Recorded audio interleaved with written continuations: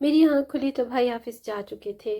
میں ان کے آنے کا انتظار نہیں کر سکتا تھا۔ میں بھی دفتر کو روانہ ہوا۔ گرمیوں کی دوپہر، ہر طرف سناٹا۔ جب میں دفتر پہنچا، خلاف توقع باہر لڈن انکل نہیں تھے۔ میں اندر داخل ہوا تو میٹنگ ہال سے بلند آوازیں باہر تک آ رہی تھیں۔ ایسے لگ رہا تھا جیسے بھائی کسی پر چلا رہے ہوں۔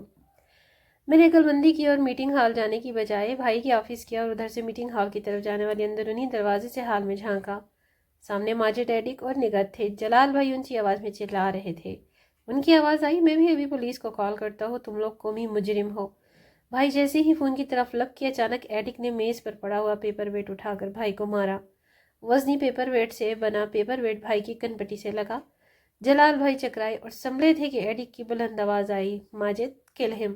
میں جیسے سکتے میں تھا۔ ماجد نے ایڈک کی بات سنتے ہی پیچھے سے بھائی کو جکڑا اور دیکھتے ہی دیکھتے فروٹ باسکٹ سے چھری اٹھائی اور بھائی کے سینے میں گھونپ دی۔ خون کا فوارہ نکلا اور اس کے ساتھ دو چیخیں بلند ہوئیں۔ پہلی چیخ میڈم نگت کی تھی، جبکہ دوسری چیخ میری نکلی۔ جیسے ہی میری چیخ بلند ہوئی، ایڈک اور ماجد چونکے۔ ادھر دیکھو کون ہے، ایڈک نے انگریزی میں چلا کر ماجد سے کہا۔ میں وہاں سے بھاگا، لیکن بدقسمتی سے میں چوہے دان میں پھنس چکا تھا۔ بند آفس میں تھوڑی دیر بعد میں لمبے تڑنگے ایڈک کے سامنے پڑا تھا۔ میرے دونوں ہاتھ بندھے پڑے تھے۔ میرا جسم ایڈک کی بیلٹ نے پڑنے والی مار سے ٹیسے مار رہا تھا۔ میرے منہ میں کپڑے کا گولا تھا تاکہ میں چیخ نہ سکوں، اور ایڈک جانے فون پر کس زبان میں کس سے بات کر رہا تھا۔ کچھ دیر فون کے بعد ایڈک نے میرے ہاتھ سے چڑھ کر مجھے پورے زور سے ٹھڈا مارا۔ تھوڑی دیر بعد ماجد بھی اندر آیا اور میری طرف دیکھ کر بولا، سر جی اس کا کیا کرنا ہے؟ ایڈک کچھ سوچتا رہا اور کہا، کرنا کیا ہے؟ تم انسپکٹر ٹوکے کو بلاؤ، وہی اس کا حل نکالے گا۔ ٹوکے کے نام کا سنتے ہی مصیبتوں کا مارا جیسے لرز سا گیا۔ انسپکٹر ٹوکا اپنی رشوت خوری جعلی مقابلوں کی وجہ سے پورے شہر میں مشہور تھا۔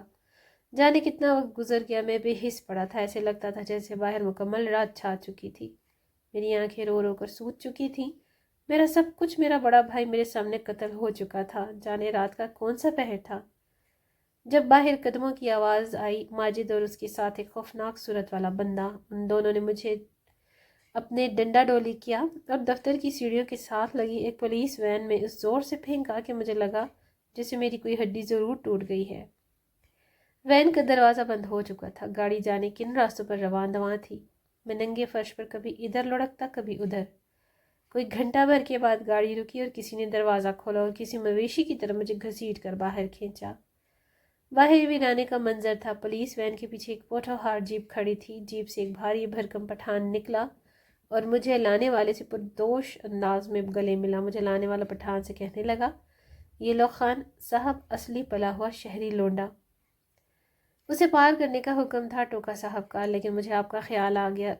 اسے لے جاؤ، 2-4 دن عیش کرو، بڑا چکنا لونڈا ہے، جب دل بھر جائے تو پار کر دینا یاد سے۔ اس کی بات سن کر آنے والے پٹھان نے اونچی آواز میں ہنسی اور جیب سے ایک بوتل ولاتی شراب پولیس والے کو دے دی اور کہا، بے فکر رہو، تمہیں اس عیاشی کا بہت جلد انعام ملے گا۔ پولیس والے نے بوتل پکڑی اور ہنستا ہوا گاڑی چلاتا، یہ جا وہ جا۔